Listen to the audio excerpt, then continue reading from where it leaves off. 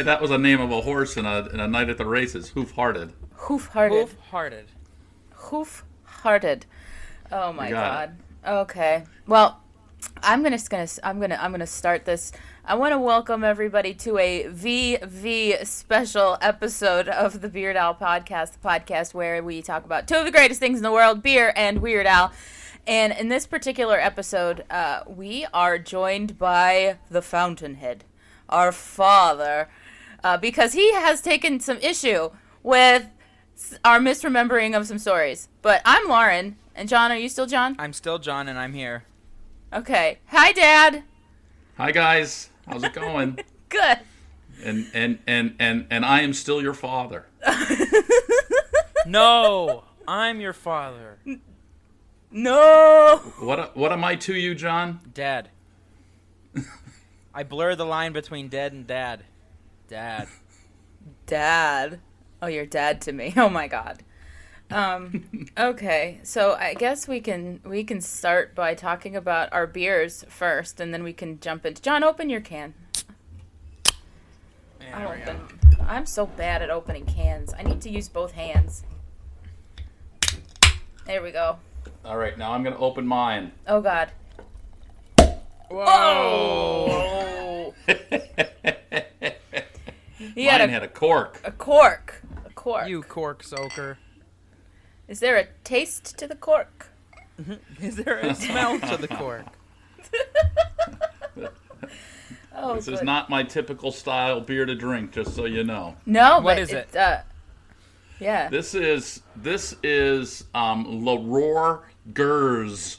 It is a Cocoa Creek from Bullfrog Brewing Company out of Williamsport, Pennsylvania. Oh. So, hang on. A Cocoa Creek, does that mean it's sour chocolate? So it is a lambic. Yeah. It's a lambic, and it was it's a 2016. So this thing was bottled on December the 6th in 2016. Whoa. It's a traditional style lambic blended with ale aged on oak barrels from 1 to 4 years. Then it was rested on cherries and cocoa nibs and bottle conditioned with Belgian candy sugar. Oh It's my. got a So it's chocolate got cherry leaves on the bottom. Chocolate cherry, Yeah, yeah. it's chocolate Creek, cherry. Creek is cherry, might be. I was thinking sour for some reason, but Well- no, Creek is. Well, it is that yeah, too. I'm sure. Oh my God. John, what do you have? I also have a sort of sour. Mine is from Ellicottville Brewing Company. Should have looked up where that is. Hold on. West Falls, New York. It is called Oops All Berries Kettle Sour. And I chose Oops All Berries because, oops, we made a mistake in telling a bunch of stories. So, oops. Oops, all berries. And It's supposed to be, I guess, just by name, modeled after the Oops All Berries version of the Cap'n Crunch cereal. Which, Yeah. I mean, isn't too bad. Like, I like the Crunch Berries, but I also like it when it's mixed with the regular Cap'n Crunch cereal because it kind of reduces the sweetness a bit. But this is a kettle sour, ale brewed with blackberry, raspberry, and blueberry. I think it's pretty good. I know my wife Natalie likes it. I opened a can of it yesterday. I had her sip it, and she liked it. And I'm like, "Do you want it?" And so, okay, yeah, she had it. cool. Because she likes the sours. We've talked about this. She does. That is a fact that we know. Absolutely. Okay, so you went with the oops direction, John. I have one of my favorite styles of beer. This is a double dry hopped India Pale Ale because I love the double dry hopped. But this is called DDH Pulp Daddy, and I chose this because my daddy is on the show. This is from Greater Good Brewing Company, and on the can it says they're in Massachusetts. It's what it says. It says Massachusetts. Massachusetts. They're in Massachusetts. Yeah. Obviously, they're just being silly. But this is a juicy, hazy New England IPA, nectar of the hop gods, and it's unfiltered, so some sediment is normal. Okay, yeah. So the Greater Good Brewing Company reminds me of one of my favorite movies. Do you know what movie that is? No. Hot Fuzz. Oh, for the greater Greater good. Good. The Greater Good. Yeah. That's really good. Crusty Jugglers. Crusty. That movie is fantastic. So, I have this. It's pretty good. Pow, wow. Worcester. It's in Worcester. Massachusetts. That's Worcester. outside of Boston, right? Yeah. Worcester. You know, I guess we are tangentially talking about Weird Al today because we just have some corrections on some of the stories that we've talked about whilst talking about Weird Al. Yeah, we right? don't have any official song or anything that we're talking about, so this is going to be a rambly episode. This is going to be a nostalgia episode. This is going to be an episode where we find out that everything we know is wrong. Is wrong. Oh, so true. Yeah. So, Dad, where do you want to start? Well, let's start at the beginning. Okay. So we're going to go all the way back. So put your Wayback Machine on, you know. And we're going to go see the wavy lines. And we're going to go back to episode 1, which was the night Santa went crazy. Okay. Yeah. What did we mess up there? Well, there was a couple of things that went on in that story. You guys did a lot of talking about Hershey Park, which which was really entertaining because you guys were, while your mom and I were waiting in line, waiting to holding our spot, we got to see basically that concert twice because we stood in line and waited for the first show. Oh, that's right. Yeah. So essentially what happened was we got there, and by the time we were going in, most of the amphitheater was filled up. So we stayed at the very we asked them, could we just stand here and wait? And they said, yeah, sure, we're going to wait till the next show. So we stood and waited until the next show. And so your mother and I watched the first show from the side. We couldn't really see much, but we watched the first show from the side. Then, you guys were out roaming and gallivanting around the park with your walkie-talkies, which, by the way, everybody had those walkie-talkies back then. So while we were waiting and the show wasn't going on, your mom and I were on the walkie-talkies talking to other people who had their walkie-talkies, playing with them. Oh my God, really? Yeah. That's funny. So on different... telling other kids you need to get back over here now. Yeah. type stuff. We were cruel.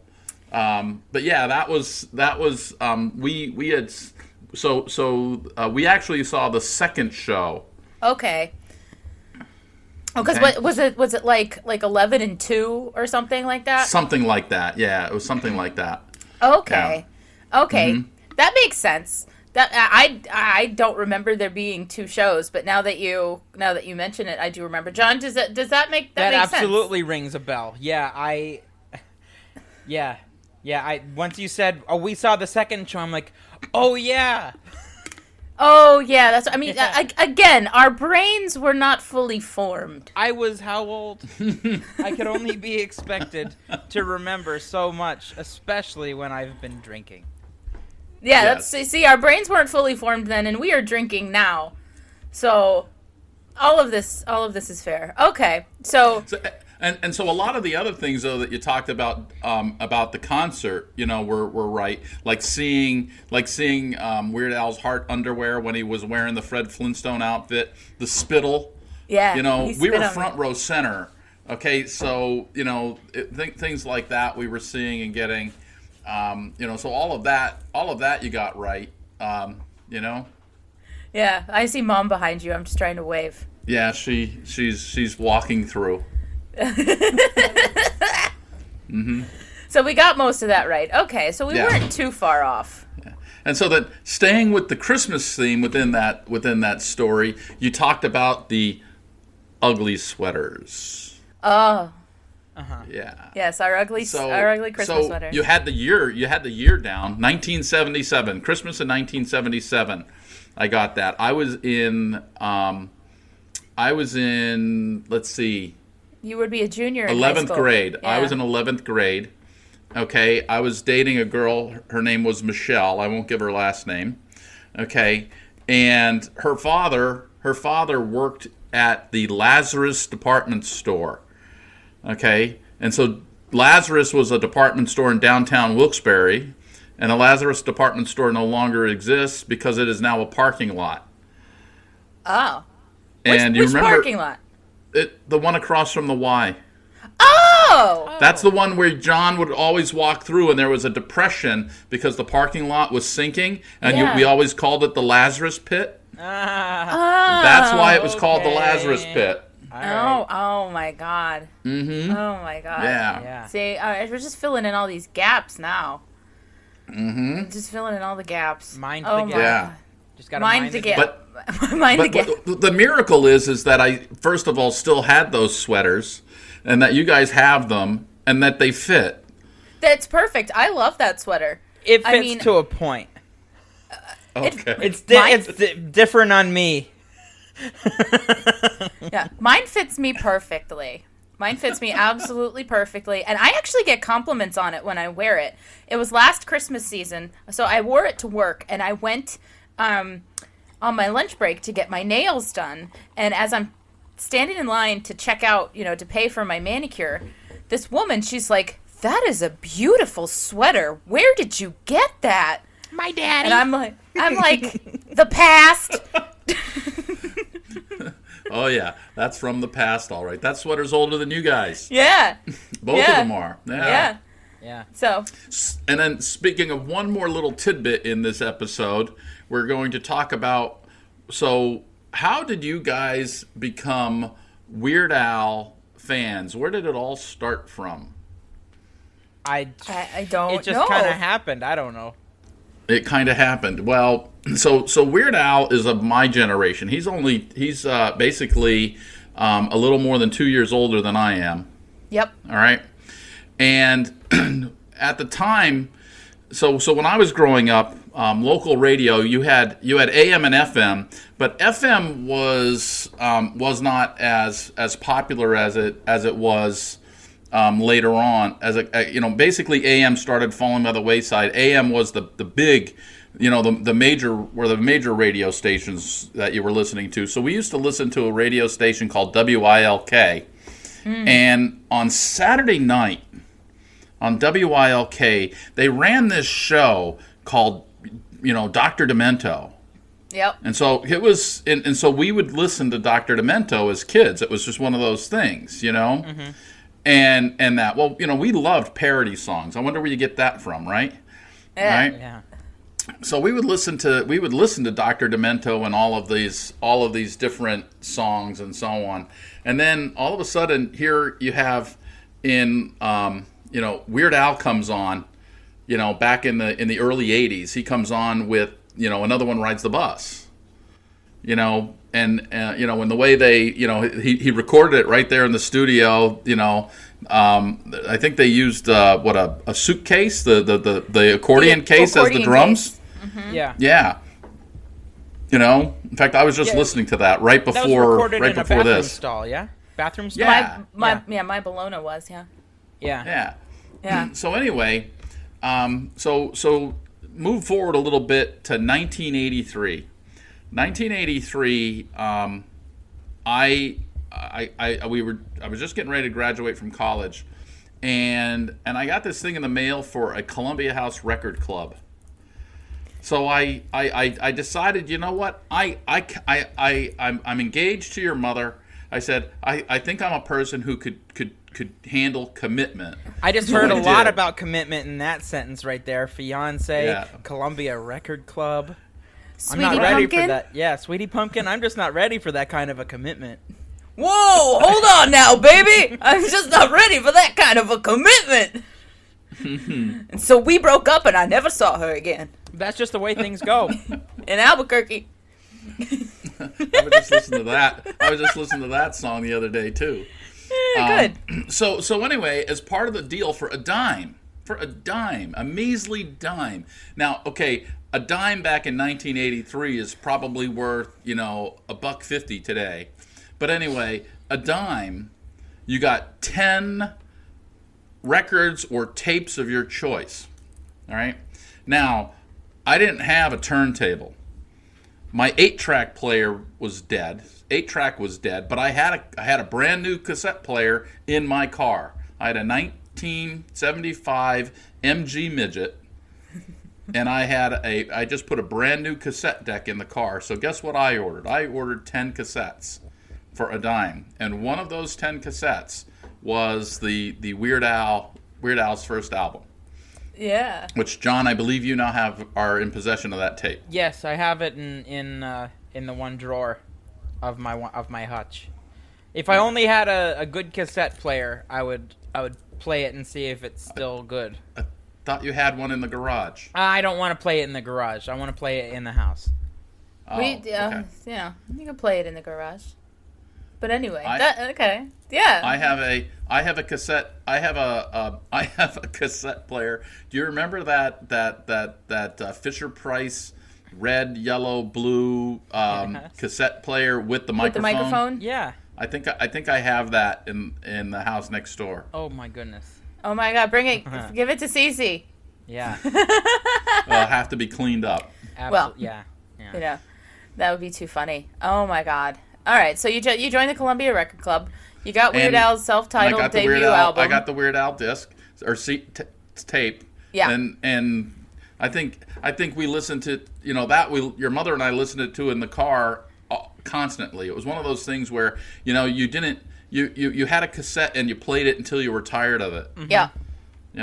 Or until it broke. Whichever came first. Oh, that's beautiful. So that's where, your mother and I both have a very similar sense of humor when it comes to that. Mm-hmm. Yeah, we all have that kind of sense of humor. And it's a good sense of humor, I think, to have. I think more people should have it. They should. They absolutely should. The world would be a better place. Yeah. So, okay, so that was the first episode. What do you think of that beer? It's growing on me. I am getting the cocoa nibs flavor. It's the front flavor is it's sour. Then right in the middle of it, as it starts to warm and dissipate, you get the chocolate flavor. It is sweet. It has a sweetness to it that's the cherry, but it is sour. Is it a bitter chocolate flavor or a sweet chocolate flavor? It's a bitter chocolate flavor. Okay. Okay. Bitter chocolate. So the bitter kind of counteracts the sour cherry a little bit. Yes. So you're kind of like, yes. It's almost like you're drinking chocolate-covered sour cherries. Yeah. Dark chocolate covered. Those cordials. Yeah. Right. Those little cordials. Yeah. Those make a mess when you eat them. Yeah. The juice comes out everywhere. Oh, there's so much that goes on with that statement. Yeah, I know. John's making this face. I'm not going there. I'm your father. Exactly. Well, because I just noticed that Holly's actually sleeping over here. Oh, John's got a sleeping dog.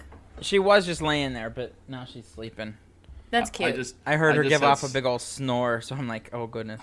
Are you sure it was a snore? Yes. At least it's not a fart. I could count. That's what I get. I could count on one hand the number of times that I've actually recognized that Holly has farted. Oh, really? Legit. She truly doesn't fart often. Troy farts like all the time. Bella burps a lot.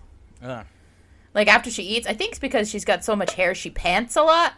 So I think she swallows a lot of air. Like, and then she'll just be looking at you, and it'll just be like, But Troy farts. I gave him an egg, like a hard-boiled egg, and that was a mistake. That's a big mistake. He loves it. He loves it. So I'll do it. But my God. I get with Gordon. We get the SBDs. Yeah. And he'll sit at my feet on the couch, okay, and he'll be sleeping, and it's like it's just a gas cloud. I mean, it's lethal. Yeah, like Pigpen. Just a cloud, just coming up. Oh my God! All right, let's get off the dog farts. We'll get out. Nobody comes to visit me in my little cloud. I wonder why. Maybe because I'm cutting muffins. Cutting muffins. So as you guys are probably aware, I listened to all the episodes and I took notes. Yeah. So what did we do wrong in the second episode? I had no anecdotes to comment on in the plumbing song. Hey, perfect score. Maybe you didn't I actually know listen it was to a it. perfect score. Nothing to comment on. Ding, ding, ding. Okay. Yep. On the third episode, which was Bob. Oh, Bob. Okay. That's when we talked about the cassowaries. I only took one note. John, you made a statement, okay, saying that Manfred Mann and Three Dog Night are very similar, and you got them mixed up. I know. And I'm know like, they're not. Manfred Mann's Earth Band was a British group. It was a progressive rock British group. Three Dog Night was an American rock group founded in California, and their styles are completely orthogonal to each other. They could not be any more disparate. Shut it. Oh, wait a second. So we used multiple syllabic words. We've got disparate and orthogonal. Yeah.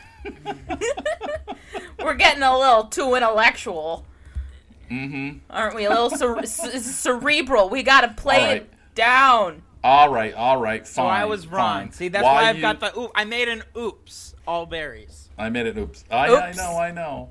You're a good egg letting us pick on you with that. Yeah. Well, we're all gonna get picked on at some point. And we're going to tone the language. We'll tone the language down because why use an excessive word when a diminutive word would suffice, right? Precisely. Why Yeah, utilize? Why utilize? Yeah, I hate that. Utilize. I hate that. Utilize means use. Thank you. That is the hill I will die on. Which or that? This is the hill upon which I will die. Yes. Yeah. All right. So now let's talk about one of my favorite episodes that you had, which was the bonus episode with Chris Hollister, and it was the Hamilton polka. We had so much fun with that. Chris is awesome. It was. I think I know what you're gonna bring up. I know what you're. No, I loved that episode. It was hilarious. What was great was the because Chris pronounced Wilkes-Barre correctly. I've schooled him on that. Yeah. Did you? Yeah. He doesn't pronounce much correctly, but if he's schooled on it, he'll pronounce it correctly. Yeah. Well, because we in the did GWA community, he is well known for mispronouncing words. So yeah, we submitted the intro round for the Trivial Warfare podcast, the Warm It Up Chris. So from John and myself, we did a round where we gave the name of a brewery, and the people playing had to guess, whether it was American, Canadian, English, Belgian, or German. Mm-hmm. Okay? And I put a pronunciation guide with the help of John, because I even got some wrong. I put a pronunciation guide for these brewery names on there, and so I did it phonetically, and Chris still got some of them wrong. Mm-hmm. Yeah. Like, bless his heart. What did we do? But it was great. It was great. But this was the episode where you told the story of the limousine trip. Because I was wearing a Hot Dog Johnny's shirt. Yeah. Yes, Hot Dog Johnny's. That's right. And you told the story of the limousine ride. And so I was flying to London. Yeah.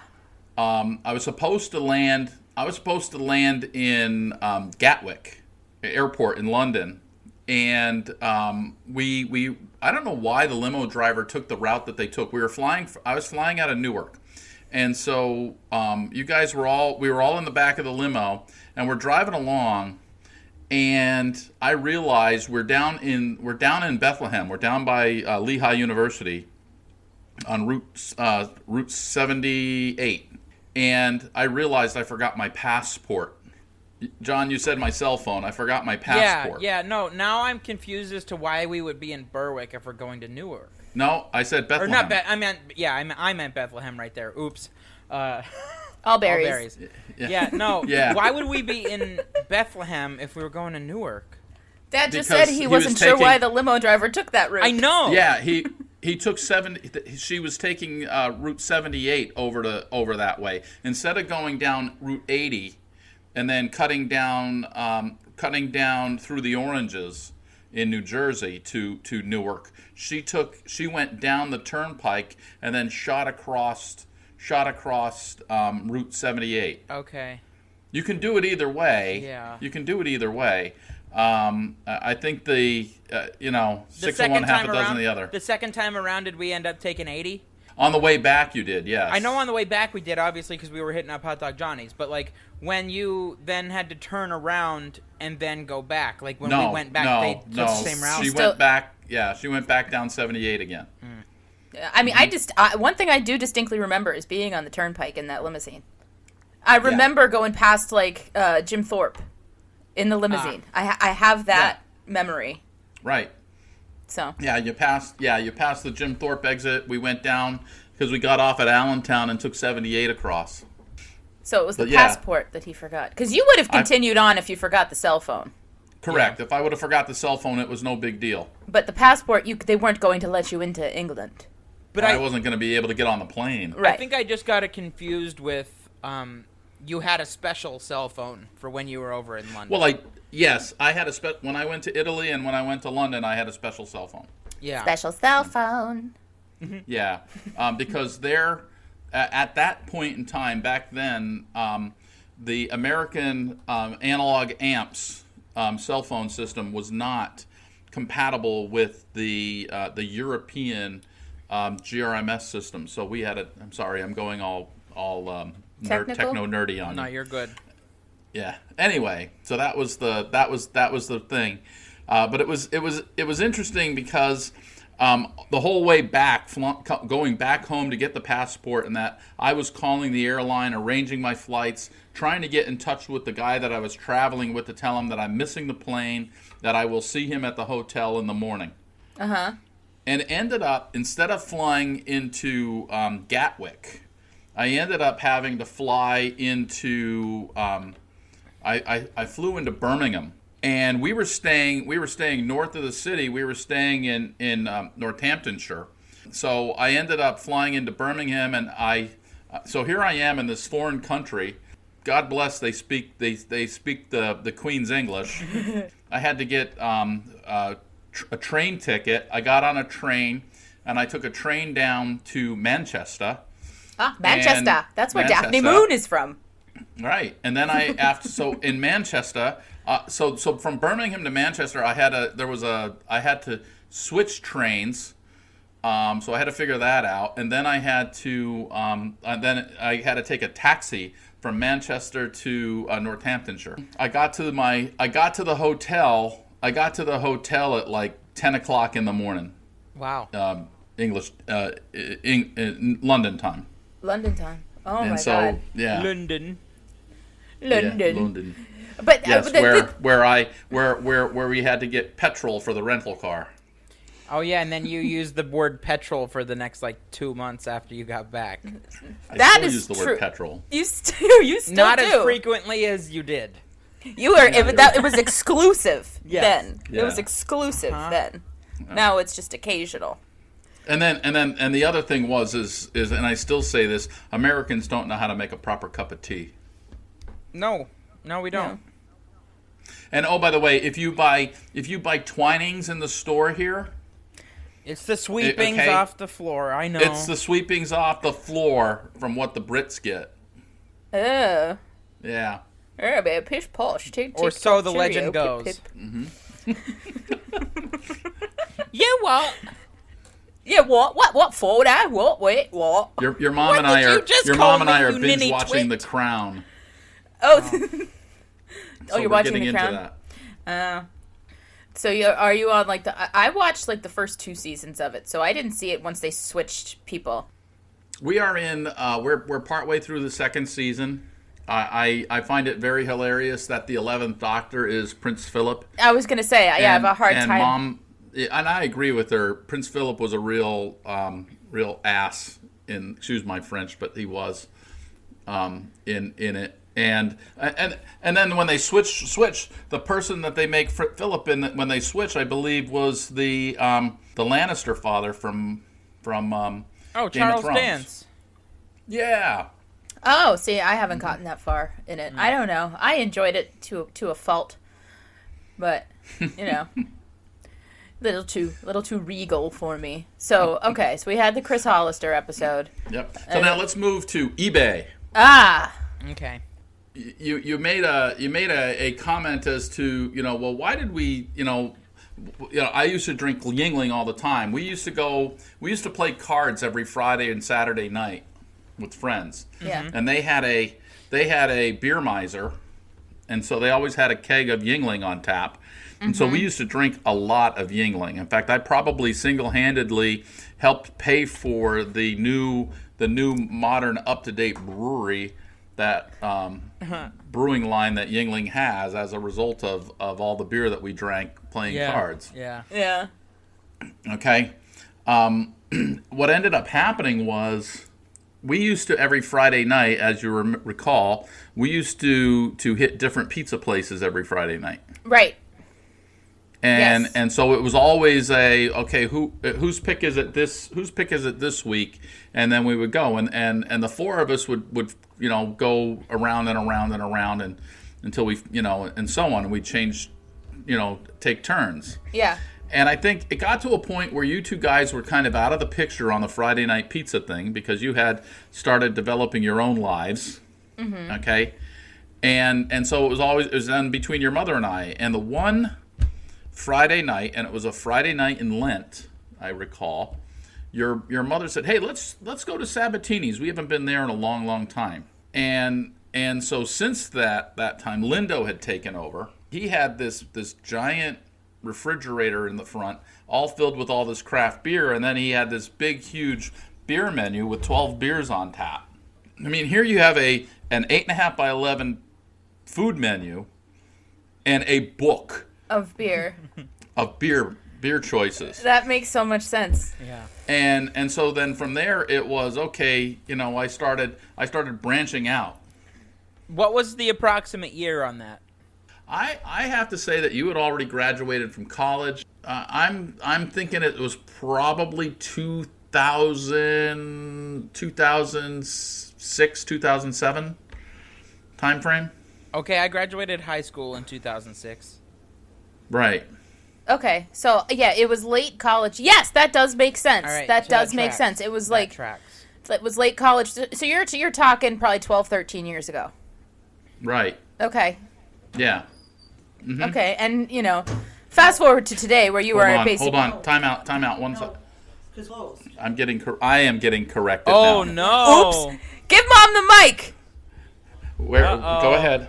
Tell them where you tell the story. No. We were St. Mary's was already closed, and we were coming out of St. Ignatius after a Lenten service. So St. Mary's closed In 2009. 2010. Oh, 10. I thought it was 9. It was November of 9, but then we started. Yeah, so that's when it was. 2010. There we Thank go. you. 10 years Already ago at now. St. 10 Ignatius. years All ago. right, they're saying thank you. You're welcome. So there we go. I was corrected. Wow. That was very meta. Like, there's layers to this. Yeah. Yeah. Yes, there is. There we go. See? There we go. So your Memories, correction man. got corrected. Yeah. Yeah. All right. So who knows who's actually right? Whoa. The world your may mother's never right. know. Your mother's always right, even when she's wrong. Oh no.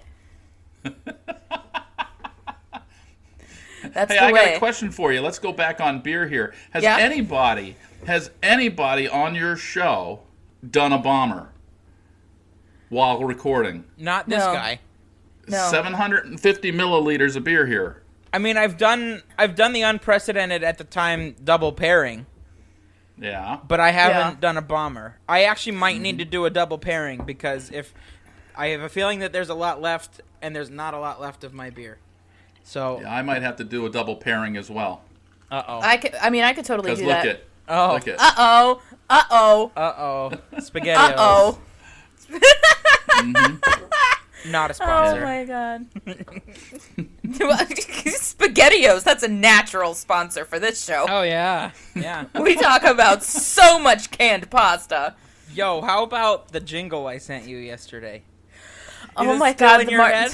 No. Phil Dad in on this.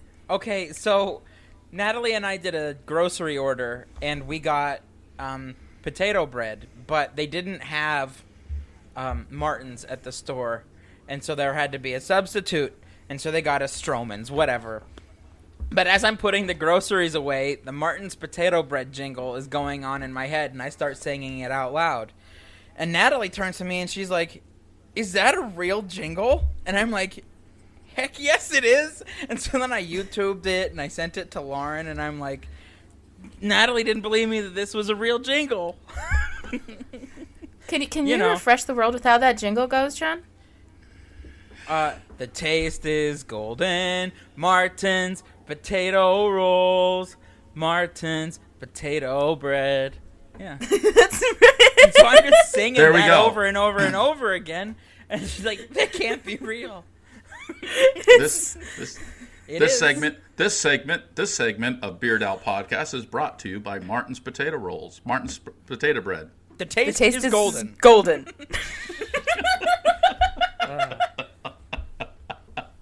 Anyway, so I got a question for you guys. Yeah. What do you have on tap? Oh, what do you have on tap? What do you have on tap? Yeah, that's totally a one-word answer. What do you have on tap?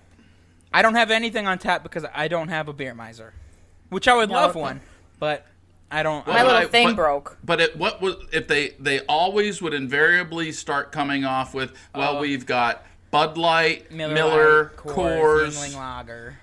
Yeah, and I would say, okay, what do you have in real beer? That's do you have after in you real started going to Sabatini's. You didn't do that before you went to I Sabatini's. know. Well. When I was still in college, one of our pizza nights was at Grotto Pizza, and Dad, you and I would share a picture of Blue Moon, Yes, Uh-huh. we did. We would. which is what got me into quote-unquote real beers, right? Because I enjoyed Blue Moon, which is, of course, Hefeweizen. Not a real and- beer. Not a real beer, but it's close. Because it's what? And it got... It's made by, is it Michelob? John, irregardless, it got me into beers. I just know And- it wasn't made by Anheuser-Busch, which is also known as Budweiser, Lauren. Thank you. Irregardless. So, yeah. I mean, okay. So, yeah, okay. It's all good. It's all good. What do you have on tap? What do you have on tap? It was one word. And then one other thing, because you talked about, we used to go to TGI Fridays all the time. Mm-hmm. And TGI Fridays had the habit of when you'd come in and you'd give them your name, and then they would over the PA, do the name party of whatever. And so I would always give them Don or party, and they would say how many. I would say 4. Okay, but every time it's like I'd walk up and say, well, we started as 12, but we got a little hungry. And that's why I sent you the thing about the Weather Channel story last night. There was actually a story last night on the Weather Channel about the Donner Party. But why So, the Weather Channel? That's my I question. don't know. Well, because Was it the reason they were stuck in Donner Pass Was the weather. Because of the weather. And for whatever reason, the Weather Channel, besides telling the weather, they do run stories about, historic weather events and things. So, the Weather Channel, your source in hard-hitting journalism. I get all of my news from the Weather Channel. This segment is brought to you by The Weather Channel. where you can learn all you need to learn about hurricanes and cannibalism. And cannibalistic hurricanes. And zombie hurricanes. We had one of those this year. No. Yeah. We all know that the Royal Navy had a problem with cannibalism. Not the gammy leg. All right, next song. That's a Monty Python thing. Yeah, Oh, actually, of hang course on. it Before is. we go to the next song, I might ask for a little pause here while I go grab a second pairing. I have to figure that out and go grab it. So So how take, do we? What take, do you want? No, take 5. we're not pausing No, anything. keep We're recording. just keep recording. And I can cut will it. just Okay. be right back. All right, I'm going to do the same. I can edit and post.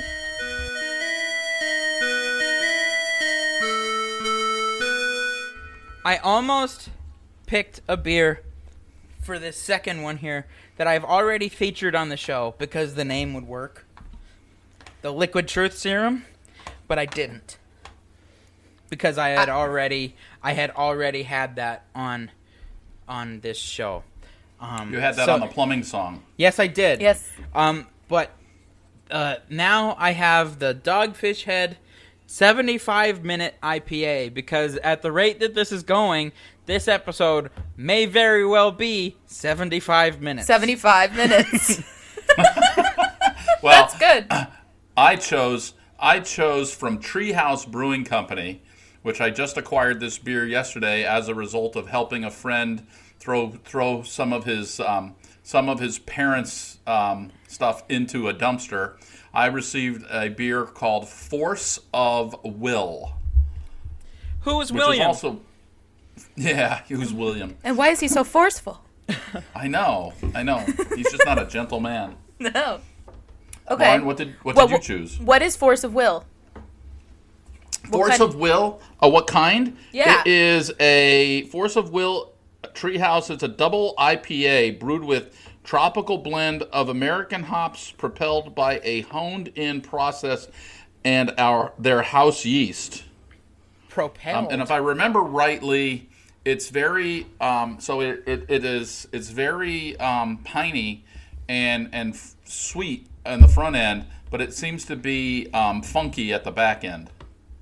Ah, nothing like a funky back end. Yeah, so I haven't cracked it yet because I still have my lambic yet. Okay. Another reason I chose. Hold on, before you go into yours, I'm gonna be rude for a second. Another reason I went for the 75-minute IPA, is because it would not be a true Beard Owl podcast episode if I didn't talk about Delaware. And so, Dogfish Head, coming from Delaware, here is the token Delaware mention. Hi, Delaware. Does that mean I have to talk about Callista Flockhart? Maybe, but this is an ale brewed with maple syrup.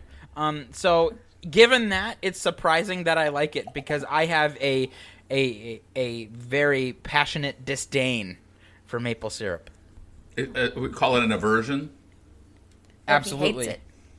Well, I have a beer that I'm saving one can of this to have on a future episode, but I happen to have one of it cold, so I figured I'll have this here, and it works because it's from Cypress Brewing Company. It's a double dry hopped Imperial IPA. Again, double dry hop, that's my thing. It's brewed with Vic's Secret and Galaxy hops, and it's called Imperial Runway Models. Oh. Cool. Yeah, it's really good. It's one of those beers that smells really good when you open the can. I like it a lot. I do. I truly do. It's definitely up there. And I can talk more about this when we do one of our Star Wars episodes. But hey, you know what? I'm talking with two nerds. This is a nerdy beer. There we go. Mine as well. There you go. There we go. Cool beans. So Lauren, is this the first time that you doubled up in an episode? No. No. No? Well, I mean, it might be the first time you've had two different, but you've absolutely had two beers in one episode before. Yeah, it's the first time I've had two different, I think. Okay. Yeah. I'm trying to think now. This is hard to remember. This is the third time that I'm having two different beers in an episode. Yeah, that's true. I just can't stop drinking, my dudes. Well, this is the first time that I've ever drank an entire bomber bottle of beer on an episode, and doubling up on a second beer on an episode. And Wait we're a second. like 50, this is my first time on an episode. We're like 45 minutes in, my guy. My guy, my dude. Wow, then I've been drinking this beer slow. Yeah. I would normally have that done in a half an hour. Especially if I'm cooking. Anyway, hey, so real quick, back on Delaware. You know that your favorite brewery in Delaware has just purchased a hotel, and you can Just pay purchased? for. I believe I know they've had a hotel in Lewis, Delaware. Okay, The well maybe Dogfish that's Inn. it. The Dogfish Inn, and Yeah. you can do a Dogfish weekend. Yes, I know.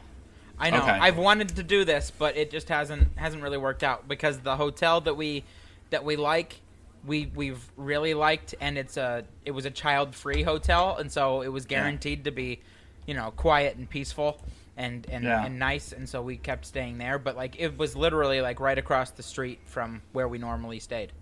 Yeah, I've looked into it. I want to go there. You could even have a dog there, like your dogs in your hotel rooms and stuff with you, and then go like there's shuttles. You can have a dog and a fish head. Yes, absolutely. Yeah, they have shuttles to the brewery and to the brew pubs. Yeah, there's a lot you could do there, and then they do like special like fun beer pairing events and stuff. Yeah, I've wanted to do it, but it just hasn't happened. The second half of the Beard Owl podcast this week has been brought to you by Dogfish Head Inn and the city of Lewis, Delaware. Yes. Now, Dogfish Head did collaborate with Untapped for Untapped's birthday, and they did collaborate on a beer. Yeah. Which I have yet to get my hands on. I'm not sure if it's actually even been released yet, or if it's going to be distributed. But I do want to get my hands on it somehow. What they actually did was they have kind of the base recipe for it, and any independent brewer in the country can actually get their hands on the base recipe for it and do their own version of this Untapped birthday beer. So what I did was, you can get several different versions of this Untapped birthday beer, and if you go to the website for it, I don't know if you can still do it now, but I was able to recommend some of my favorite local breweries to take part in this, because right now the closest brewery to me that's participating in it is somewhere near like Gainesville, Florida. So I mean, that's not too far. That's like an hour and a half away. It's a little farther than I might want to drive for a 6-pack. Relative to Jacksonville, is Gainesville west or south or southwest? Southwest. Southwest? Southwest. I was in Gainesville the beginning of the year to get I got Troy into a study at the University of Florida for Dobermans. Yeah. Mm-hmm. So Troy and I took a day trip to Gainesville. Nice. Yeah. It was wild. Wild. Anyway, so I'm sorry. What's the next song? What's the next song on our table here? Sports. Okay. Now, first of all, so the people will be able to tag when this was being recorded. Currently, right now, I am being taken away from the Browns-Raiders game where they're playing in beautiful downtown Cleveland. Cleveland rocks. And currently the score right now in the second quarter is Raiders 0, Browns 3. Whoa! So and you're wearing your one season wonder jersey. Peyton I'm Hillis. wearing my one season wonder jersey. I had my Browns hat on, but my head was getting a little too hot. And I am wearing my brown socks. I've got brown pants on. So I'm all browned out. What about your underwear? Is that brown or just Yes. one stripe? You beat me to it, man. Yeah, I believe Oh, you guys froze on me. You beat me to it. Well, actually, talking about when this is recorded, I'm putting this episode out on the Wednesday before Gump, so we could. I didn't hear you say that at all. What was I saying before I died? Damned if I know. Oh shit! What was I saying? We weren't paying attention. What was I saying before I died? Like everything else, John, we weren't paying any attention to what you were saying. Because I don't matter. exist. You don't I exist. don't exist. Hey, so anyway, we were saying that we were going into the sports song. So we are on the sports song I remember now. what I was saying. I asked if your underwear was brown or if it's only the one stripe in the back. Yeah. And it was a stripe in the back. Yeah, it was a stripe he said in the back. he believes in stripes. Okay. So that's where but we anyway, so and I said that the Browns are playing the Raiders and it's 0-3 Browns. Okay, one of the things you guys were talking about things that went on at football games. I believe one of them was, and my comment was, one of my comments that I wrote down here was Browns fan would toss beer at their own team on the field. I remember They would toss Ballgate. they would toss full beers at their own team on the field because the team would drink beer while playing. Oh, okay. The fans. This is going back a long time ago. The fans would buy beer and give it to the football team players. Oh my God! So this is when the Browns were the Baltimore Ravens franchise. Yes, prior to the bad day when Art Modell took the Browns and sent them to Baltimore. Yes. Mm-hmm. I know. Ravens. I know. It's sad. Terrible. Sad times. Anyway, in this particular episode, you talked about the visit to the Philadelphia Zoo. Okay, and so your mother had a shower to go to. Her Thank God, she's I know, filthy. thank God. Yeah, so her friend Felice was having a shower, and so your mother was at that, and I took you guys to the Philadelphia Zoo because they were having a fundraiser for the Eagles. The Zoo Eagles, and so the Philadelphia Eagles were there signing autographs, and you had to pay for the autographs, and the money went as a fundraiser to help the Eagles at the zoo. Okay. So we went down, we went to the zoo, and we found where they were, and we stood in line, and we had to pay for Reggie White's autograph. Okay, but there was one autograph that we didn't have to pay for, and that was you got an Mike autograph Quick? from Mike Quick. Yeah, we didn't have Mike to Quick. pay for his autograph. Oh, we didn't? Oh, that's No, too bad. no. That's too bad. He was a good player. Was he quick? He was quick. decently fast. Wide receiver, I believe. Yeah. He started out as a tight end and became a wide receiver. So that's why we were there. But we also we toured around the zoo and we saw the different things. But we stood in line and you got that great jersey, Reggie White jersey that was signed. Yeah. It was a shirt. but shirt. It's a 3/4 sleeve, like it's a. Well, okay, maybe on like 5-year-old John, it was a 3/4 sleeve, but it's an adult. It's like an adult large. The sleeves are like maybe half sleeve, or just to the elbow. There are stripes on it, and it's a big picture of Reggie White on the front. But yeah, it's not. It wasn't a jersey. It was a shirt commemorating the event that was going on. Oh, okay. Well, you should take that to Marquee Art and Frame in downtown Wilkes-Barre and get that framed. I should. This portion sponsored by Marquee Art and Frame. No, I need to get the. I feel like I need to get the signatures a little bit refurbished because they're kind of faded. Sadly. Don't touch them. Yeah. Don't touch them. Just leave it be. Just get it. Don't Get don't it the touch way them that it because is. if they look like they were marked over, then the value of the shirt is lost. I don't care about the value of the shirt. Okay. Honestly. All right, here, hold on. I'm casting a line. Oh, There we go. beautiful. Cast a line.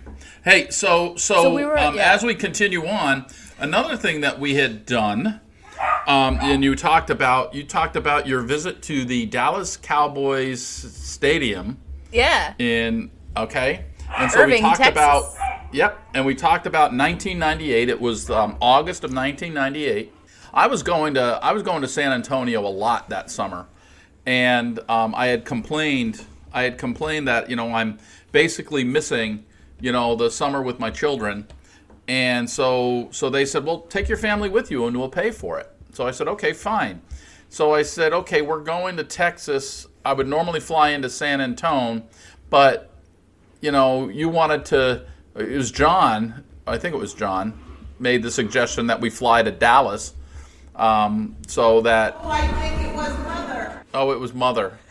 I'm getting the kibitz in the back. I remember it was me. It was John. It was me. It was John. Because Yeah. I am such a good brother. Yes, you are. You're such a good brother. Very weird And so altruistic.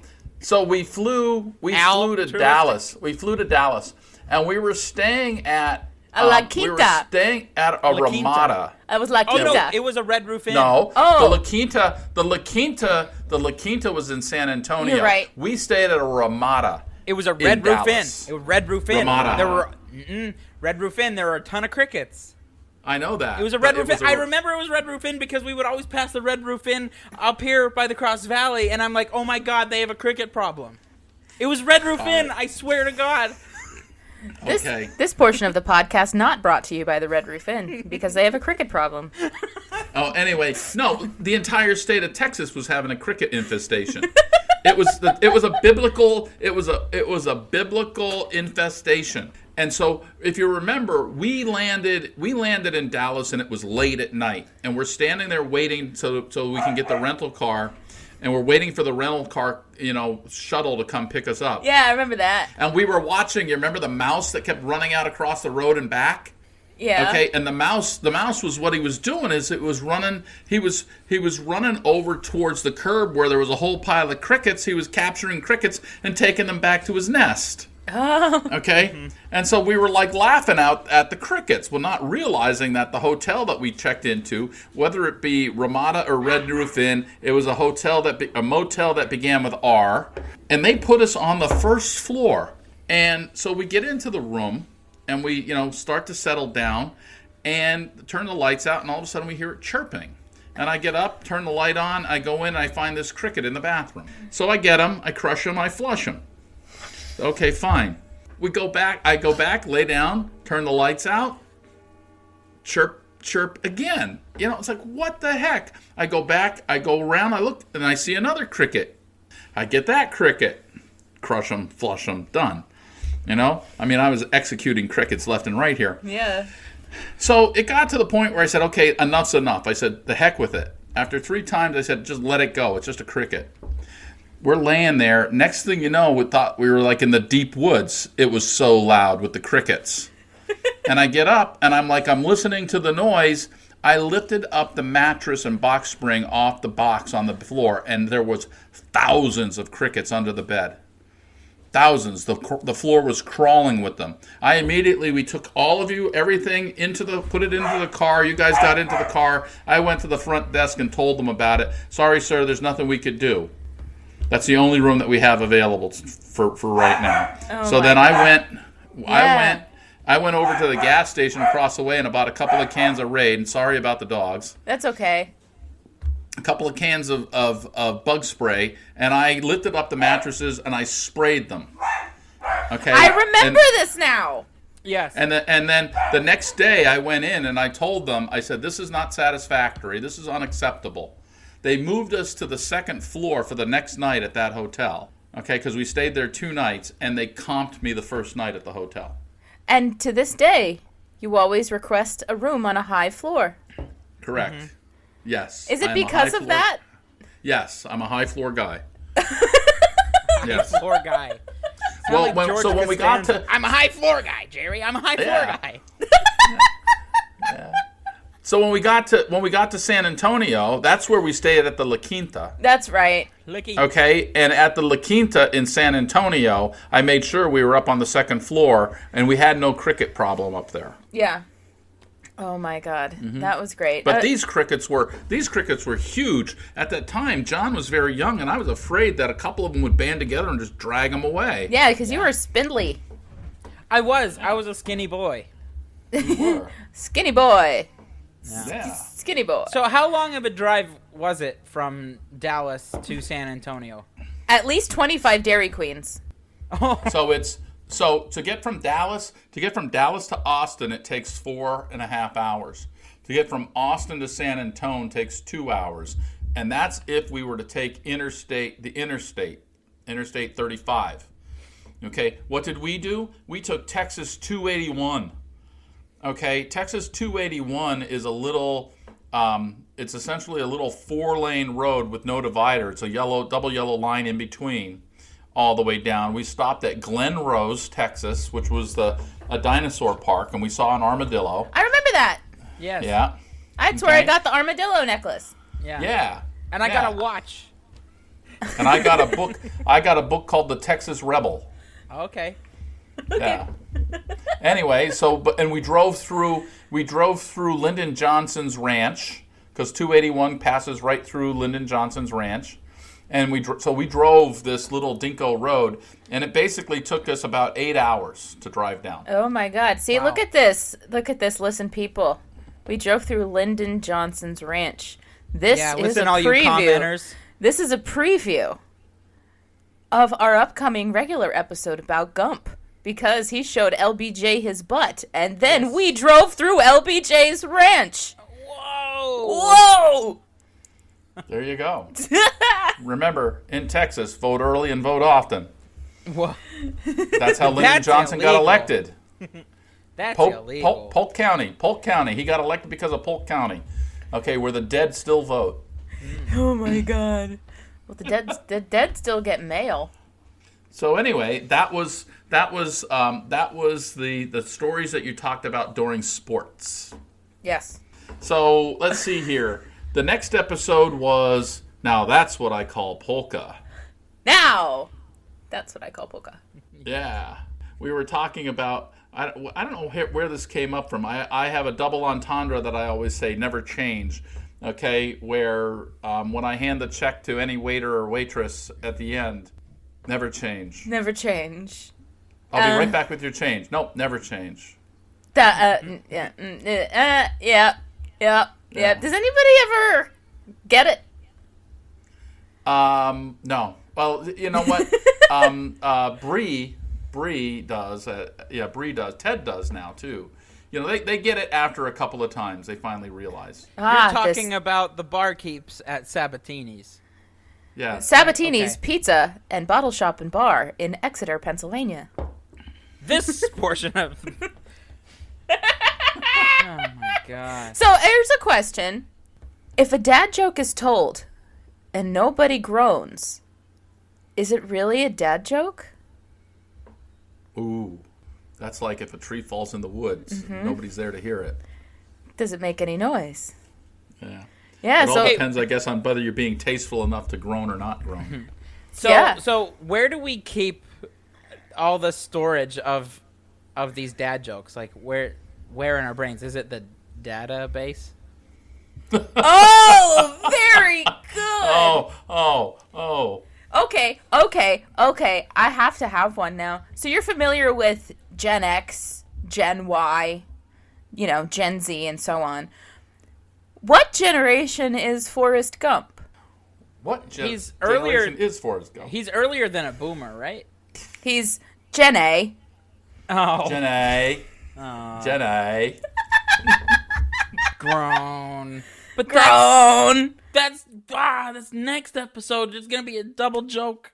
What the heck? I'm not going to tell it again. You better not. Maybe I will.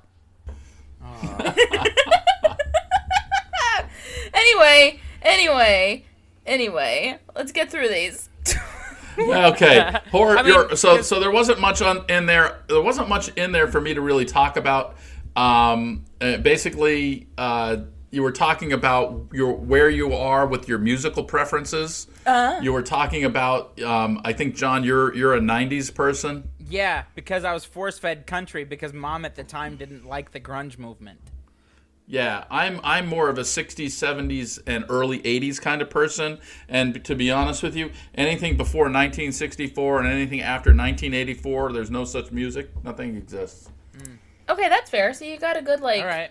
20 years. 20 year. 20. You know. Basically, it's from the Ed Sullivan Show when the Beatles showed up to the aha moment. Ah. Yeah. Yeah. Yeah. All right. So So, but you always say that you like Van Hagar better than Van Halen. But I do. Van Hagar, that is after 1984. I Boom! know. Mic drop. Mic drop. I know. Yes, Oh, I love Sammy Hagar. I do too. I think he's great. Everything Van Halen Sammy is better Hagar than Sammy does. Hagar. Or Van Halen is better than Van Hagar. Prove me wrong. Changed my mind. I'm not going to change your mind. This is one of the most divisive topics in America. Today. In America? Yeah. I mean, I believe it that it's today because, yeah. The Blue Angels took one of Van Halen's songs and made it their theme song. If it's good enough for the Blue Angels, it's good enough for me. Yo, the Blue Angels make some sick aerial maneuvers. Yes, they do. They do. You're all about those aerial maneuvers. Oh my god. Okay, so that was Now That's What I Call Polka. Did you have anything to say about your horoscope for today? My name is David, and I'm a Libra. Hi, David. Let's see. You talked about for some reason or other you guys were talking about cheese hats. Okay? Cheese hats? And if I have enough beer in me, I'll wear a cheese hat, but I am Packers not fan. You're not a Packers fan. I'm not a Packers fan. And I don't understand why right now on the TV we've got Minnesota and the Packers playing, but they won't play the Browns and the Raiders. It has everything to do with the networks and which market takes precedence. Because on CBS, which is what the Browns would be on, because it's usually Fox. AFC. No, the Steelers and Ravens are currently on CBS, and the Browns would normally be on CBS as well. Okay. Right? And so Pittsburgh and Baltimore market both take priority here where we are over Cleveland. Yeah. That's why I've got the Sunday ticket. I've got the Sunday ticket. I can watch football any time I want. So in this episode, though, in Horoscope, you guys talked about the stupids. Yeah.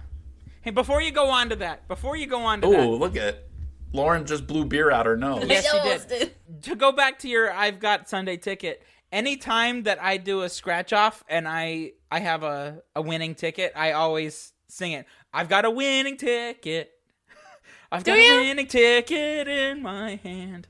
Yeah. Do you sing that to the person when you go to claim your prize? No, I never do that. Natalie's always the one that cashes it in because she's the lottery scratch off ticket queen.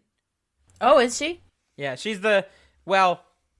I'm sure no, but in our relationship she is. So if there's ever a winning ticket, she goes and deals with it. Anyway, she goes and deals with the winnings. Yeah, deal with it. We must deal with it. Anyway, Do you guys know anybody who has personally know anybody who's actually won big in the lottery, like millions of dollars in the lottery? Millions of dollars? No, but my one coworker who he lives down south, more like down by Mahanoy City.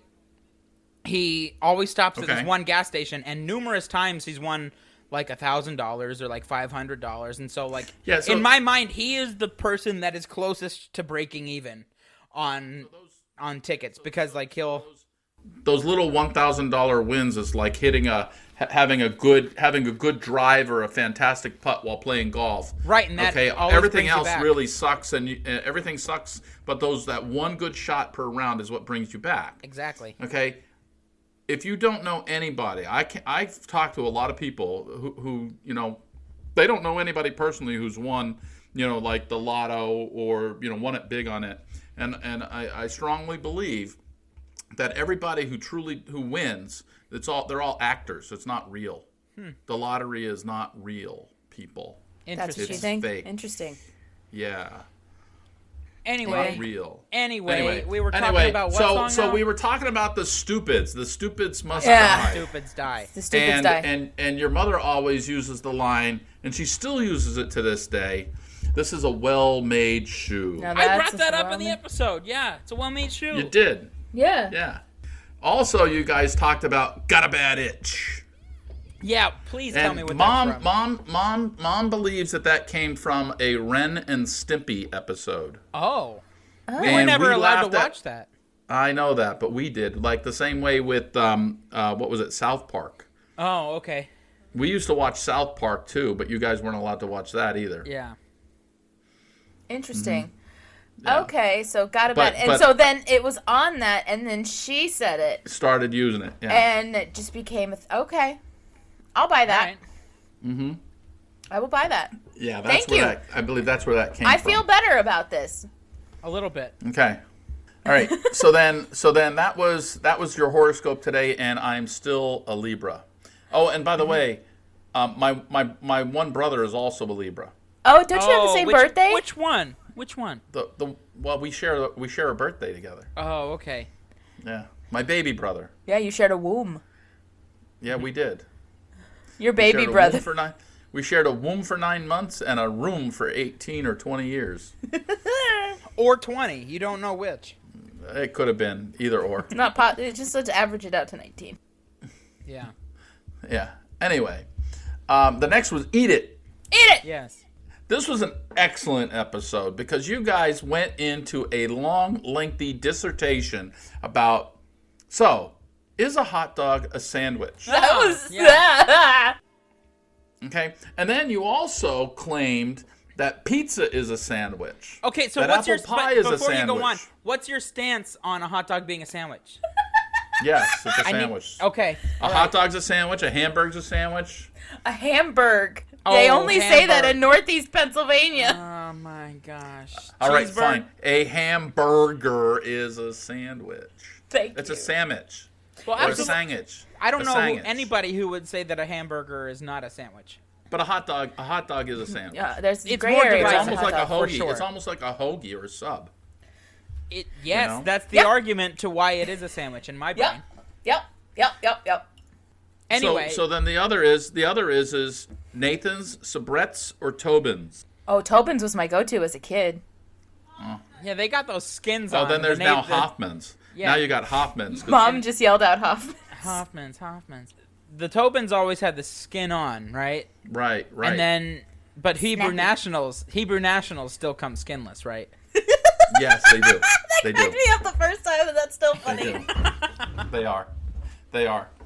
And all of the people that work at Hebrew National, they are all qualified to perform a bris. Yeah. Ah, We've gone off the rail on that one. we always do. Oh, So This now is- the other thing is a jelly donut a sandwich? whoa. No, I will say no. No, because you're injecting the jelly into the medium. It is not two pieces or like one. Like no, it is not. I think I'm It's going to stand with John in absolutely the due to the nature of the fact that it is injected. I'm going to agree with John that I It's a don't. pastry. It's a pastry. Right. Yeah, because then you're going down the slippery slope at that point with like like those little cream puffs. Are those a sandwich? No, because So then Hot Right. Pockets. Then Hot Pockets, right? Are they a sandwich? Right. Yeah, because Pierogi? yes, well, yes, Pierogi? because Pierogi is a ravioli. it's a ravi, it's a Okay. dumpling. Yeah. Pierogi, right. yeah. Okay, it's a dumpling. Just like a Pop-Tart is a ravioli. I got you to change your stance on Pop-Tart. You said Pop-Tart was a sandwich. I'm like, no, it's a ravioli. I did. I recanted because you swayed me with sound logic, and that helped me change my emotional argument. Yeah. I think that the Pop-Tart's a pastry. It is. But it's a ravioli. It's Akin to a ravioli. yes. So it's not layered. It's not really necessarily layered. It is injected. So we've beat that one. But you know what? The thing of it is the one thing about a pie being an apple pie, okay, being a sandwich, because that is also a pastry. Because pie crust, I think that's also a pastry. So you're bringing into the argument like the texture and style of the Yes. outer portion of the sandwich as well. Is dough bread? Okay, because Is dough bread dough? Is dough bread dough? is pie crust bread? No, it's No, not bread. it It's doesn't pie really crust. rise. It doesn't rise. I can see Lauren is like, poof, my mind is blown. So if you're playing devil's advocate, I'm gonna start calling you Keanu. Okay, cool. All right, I'm Ted. Okay. The last one that I took notes on is phony calls. The picture that you had on it was from one of our many trips to Hershey Park that you had in that. That was a great. The picture, back. John, just so you did, the picture I put with I it don't was that- recall. it was that old-timey picture. Okay, yes. Yes. Yes. I know the picture Yeah, of what that you was speak. that was great. And if I remember rightly, you guys were complaining about doing that. Oh, yeah, we didn't want to do it, but that picture was Yeah. great. Yeah. I wanted to go. Oh, we wanted to ride rides. We didn't Yeah. want to take an old-timey picture. Well, so with that picture though, okay, that picture was like a patina, it was a Aged. beige, okay, and so The on. umber. So when Sepia. did Sepia tone, so yeah. prior to a certain period of time, the world was black and white or sepia toned. But then And then Technicolor after was this- invented. When did that happen? When was that instant of occurrence? The Wizard of Oz. Exactly. When Dorothy stepped out of the house into the land of Oz, that's when the world became color. Oh, Dude. Your mother's picking on me because the Raiders have the lead. well, Oh, who cares? How's Baker Mayfield doing? I don't care about football until tonight. With all the NFL teams doing the color rush jerseys and everything, the Bengals, if only they changed their helmet color from orange to white for that one game, those uniforms would be sleek as hell. They'd be like white tigers, my dude. But here's the thing. They have, like, helmet rules in the NFL. I know they do. I understand why they don't. That's one of the main reasons why the Eagles haven't really been able to wear or haven't worn their Kelly Greens in recent years, because the midnight green helmet with the Kelly Green jersey would look like butt. Yeah, it would look like absolute butt. But, like butt. But I was going to say butt. Those early 90s, late 80s Eagles jerseys are my favorite. That's why you got that logo on your tattoo. Heck yeah. Which I financially contributed to because I lost a bet. Yes. Because the Eagles won the Super Bowl that year. Yes. So I paid for like half that tattoo? Yes, you did. Yes. And I sat there while it happened. Yes. Oh my God. Wasn't that fun? Oh yeah, with your aversion to needles. I know. Well, I know. What does it bother her? You just were there for moral support. You weren't actually feeling anything. No, it's fine, but I just wanted to see it happen. But so have we covered all of the songs, the episodes that you made notes on? So the last thing I have to say about phony calls, okay, is so excuse me, but do you have Prince Albert in a can? Yes. Let him out. Let him out. All right. Let him out. Now, beautiful. I know this episode only just came out, so you probably don't have a note about it, but I do need clarification. We need clarification. Go for it. So we were talking about Doug's first movie and that whole situation. We were waiting outside the gateway, correct? Yes. It was the gateway, and there was the old man there that was excited to see Doug's first movie. Doug's first movie. We weren't going to see Doug's first movie. I know that for a fact. No, what were we going to see? So we were not going to see a children's movie, even though it was a movie about a child. We were going to see The Boy in the Striped Pajamas. Oh.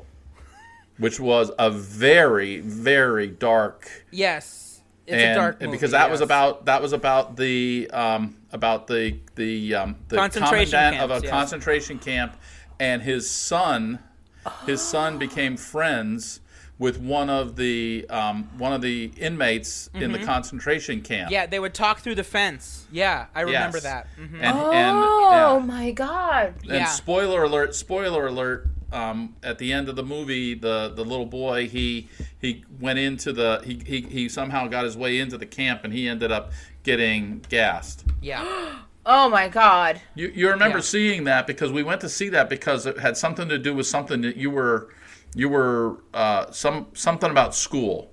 There was something Lauren about or me, school. I don't think Lauren. I was old. I was Lauren. I was like 10. Yeah. I was like 10. It had to be when that me. came out.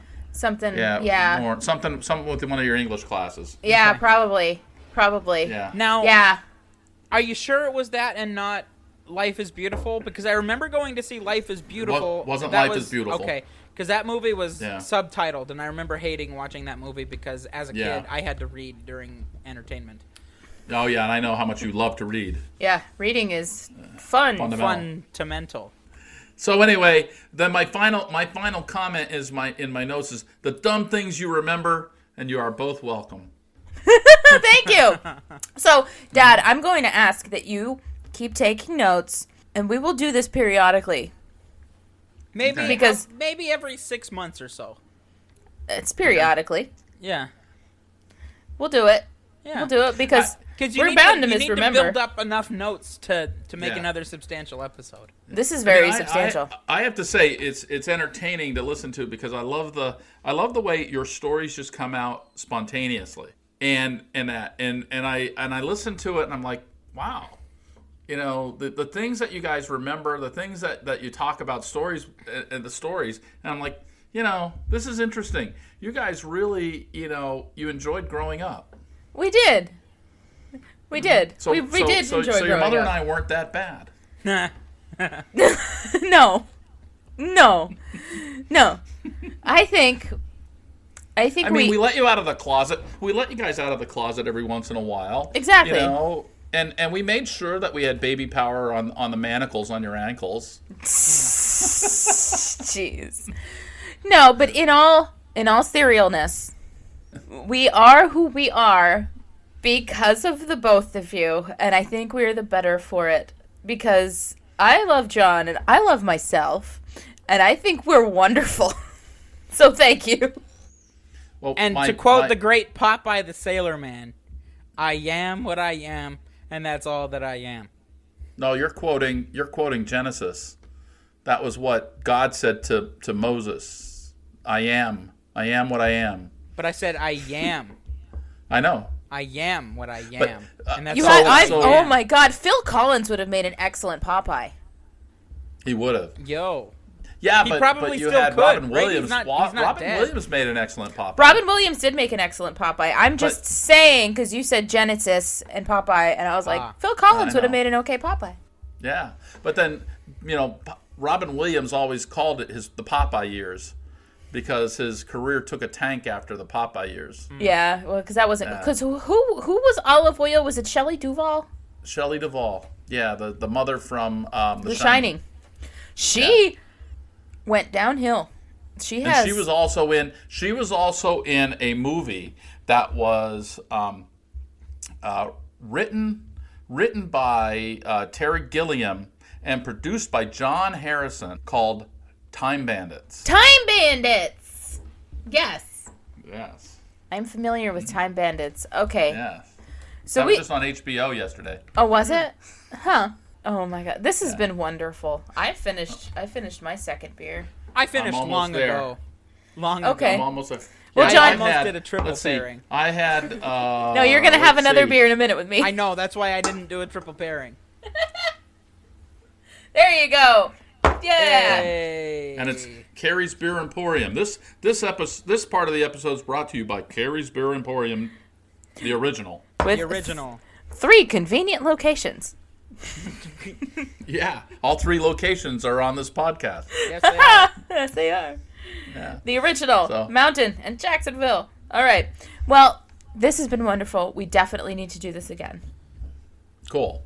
Faux shizzle. Yes, it was. Lots of fun. Thank you, Dad. You're welcome, guys. Nice. Okay, so this has been a very long VV special episode. John made me say that. A very, very special episode of the Beard Owl podcast, and I'm still Lauren. I am still John. Dad, are you still Dad? I'm still your dad, and to take a line from Chris Hollister, thank you, Carries, for inviting me and having me on your show. Yay. Beautiful. Thank you. Well, from all of us Carries, goodbye, people. Bye, Bye, bye, bye, bye, bye, bye, bye, bye.